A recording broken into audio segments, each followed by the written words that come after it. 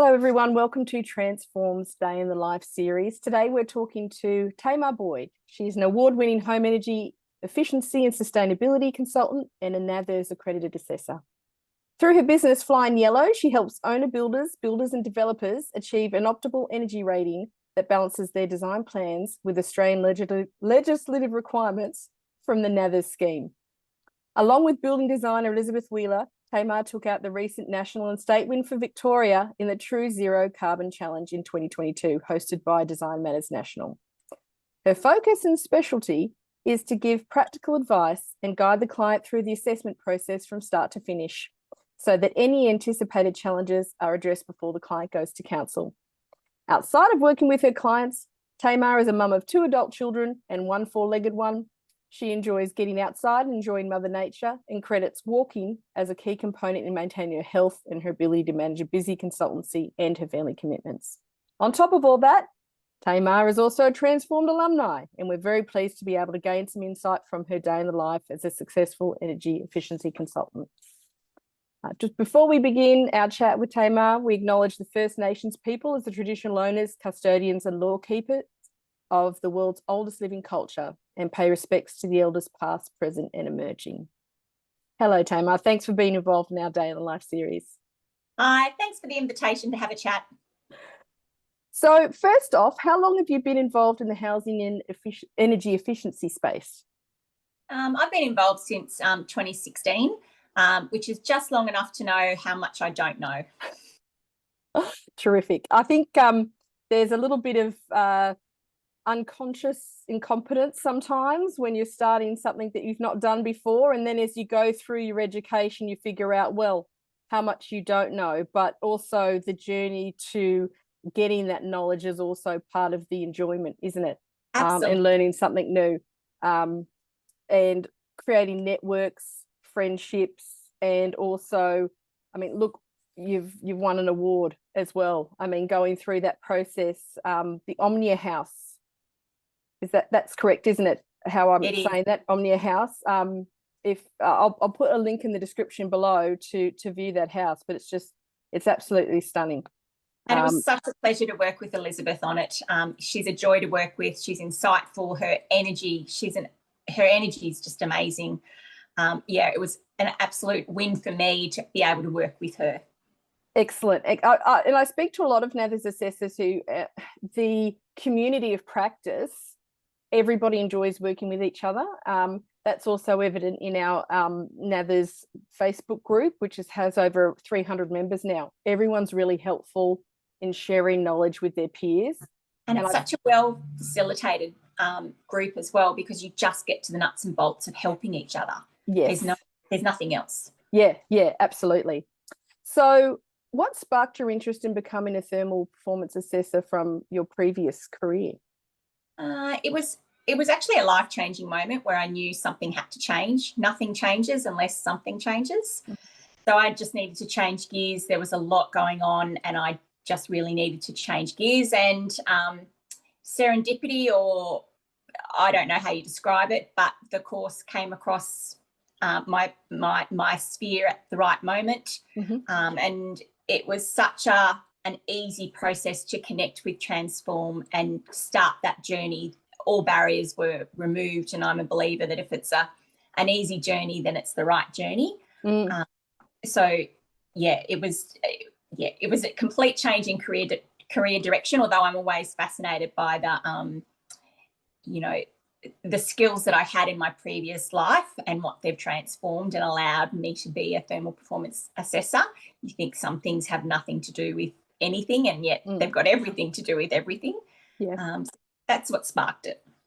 Okay. It's because it can be quite a technical undertaking, going through the NABERS learning as well. But there's many soft skills, I think, also involved as a business owner. And if you've had any sort of career where you're dealing with B2B or B2C, or just people on the street, I guess I would call it, day-to-day communications with people, you bring that into whatever you're doing. And we describe them as soft skills, but I really think they're more than that. And so valuable to take what you've done in the past and bring it into it. And I love that you've described it as a life-changing moment, because we also have that feedback for a lot of other people who undertake this as a career change. We've got a lawyer who went to an energy assessor and runs a successful business like yourself, and you think, how do they tie off? But it's a lot about owning your destiny, managing and getting your time back as well. Absolutely. And learning something new. So you undertook the cert for, I think it would have been a NATHERS assessment back when you did it. Is there any other courses or education you undertook to get you into this role, or anything that you're studying at the moment? So we, as part of being a NATHERS accredited assessor, we have to do, the CPD points, which is just such a brilliant way to expose yourself. I've done some passive house courses. I do as many CPD courses as I possibly can. I'm not studying anything formally at this moment. For me, it's a bit of a watch and wait to see, with the emergence of the 7 stars and the changes with the legislation, what I need to upskill in order to be as informed as possible. So I've cleared the space, I suppose, to a degree, and I'm waiting to see where I need to go, because it's fairly unknown. Yes. There's still a lot of last minute information that hasn't been, formally released. So yeah, it's just about keeping that space open so I can absorb as much as I can. So your business name is Flying Yellow. Is there something behind that business name that made you choose that? Yeah, I suppose it goes back to that life-changing moment. There was a lot of personal change. I went back to being known by my maiden name, which is Boyd, which is actually Gaelic for yellow. And when you're flying, you're holding on. You're on an adventure, destination unknown. In fact, some people would say if you're flying, you're succeeding. So, yeah, that's really the background behind the business name. I love that. That's fantastic. So can you share what your role involves on a typical day? How many people you work with, or in your organisation, or a team that you work with, or is it just yourself at the moment? Yeah, I'm just a team of one. I have had on and off help. At this moment, it's just a team of me, unless you consider my dog, which she would consider my manager. Yes. She keeps on the go, which is just the beauty of having a pup in your life. Yes, indeed. Look, a typical day, I always try and plan a day. It doesn't always go to plan, but I kind of like that fluidness of it. It means it just doesn't become redundant and boring. My day always starts with a coffee. Can't live without a coffee. Yes, and absolutely. a walk, just I suppose to bring in some mindfulness and purpose in life. And I really benefit from exercising. It helps me switch my brain on, and just helps me clarify what I want to do, because I'm really conscious that I sit all day at a desk. I'm not moving, so it's key. My day is then filled with assessments, whether or not they be a new build, or I tend to do a lot of alterations and extensions, and understanding the nuances. And it's exactly the same approach, but it's a completely different way of thinking. Yes. Liaising with my clients, as I'm a business owner of one, I've got to do the accounting. Oh, yes. But I use Xero, which is really an easy accounting software. And probably my favourite part of my day is actually having a chat to my clients. I think I'm a really good listener, and what evolves from those conversations really determines what's the best approach for the client. I'm about to undertake a first floor edition myself, and yeah, to make room for we're bursting at the seams really where we are, and there's so much in it, and you can be overwhelmed with the info. And I'm lucky enough to have the person who's in contact with me from the building explain things to me on a layperson level. And no question is too silly, which, you can be put off asking questions, particularly with something that's a little bit technical or a part of a drawing you don't understand. And I'm a visual person, so I need to see something sort of mapped out or drawn as well. And I think in your work as well, you're dealing with a lot of drawings, and annotations, I guess, which can be confusing to the person just who doesn't have that underpinning knowledge to look at them. So it's really important to have that open communication around what things mean. I think, you know, there could be a tendency to assume that just because you're the end user, you don't need to know.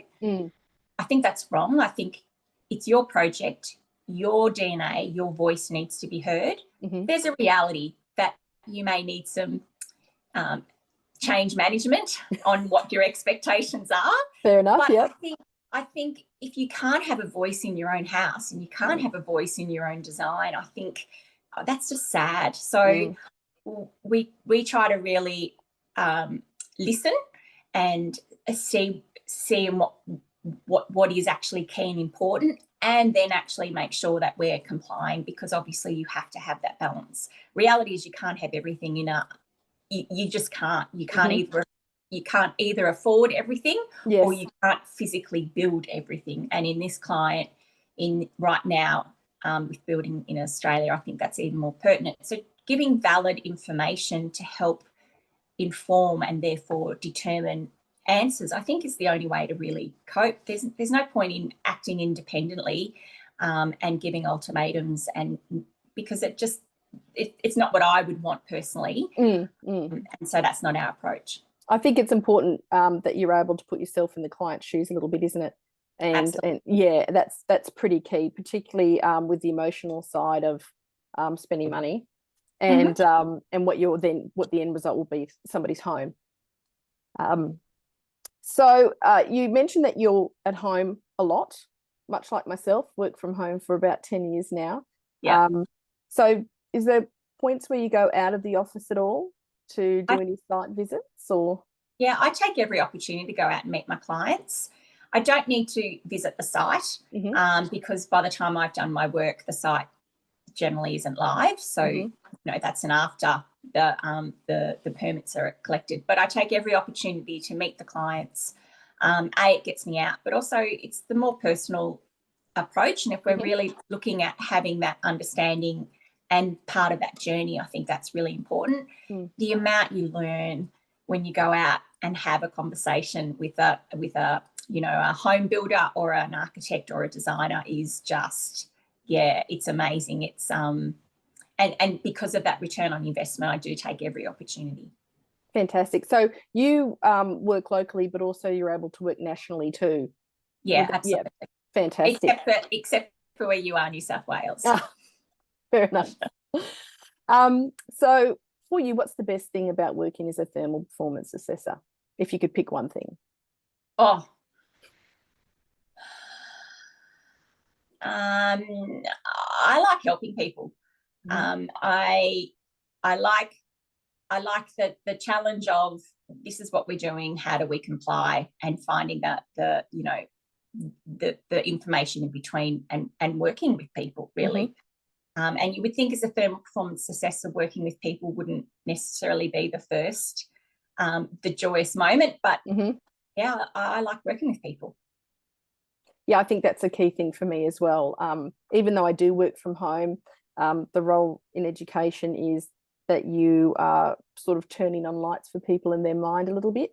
And when you see that understanding come to them, or they've achieved something and you shared in making that happen, it is its own reward.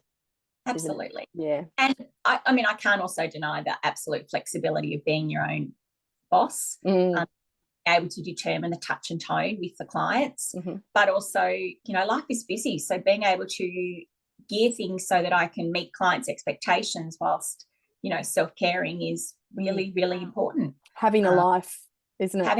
Having a life. And when personal life gets really tragic, you know, you've got that flexibility to be able to swim, because you have to, you don't have to have one gear. So, you know, as much as I like helping people and I totally enjoy it, the flexibility of being in this industry and being a business owner is, really, really good. Perfect. If you could give someone who is thinking about becoming a thermal performance assessor 3 tips about getting into the career path, what would they be? listen to your clients and your teaching facilitators. They are the collective brains trust. You need to develop your voice within your business and your workplace. This will mean that your clients will remember you as well as the work that you've done. Yes. And embrace every learning opportunity. There's a lot, it's evolving, and and there's a lot to access and learn, but it will also ensure that you are meeting your best practice, which is a requirement.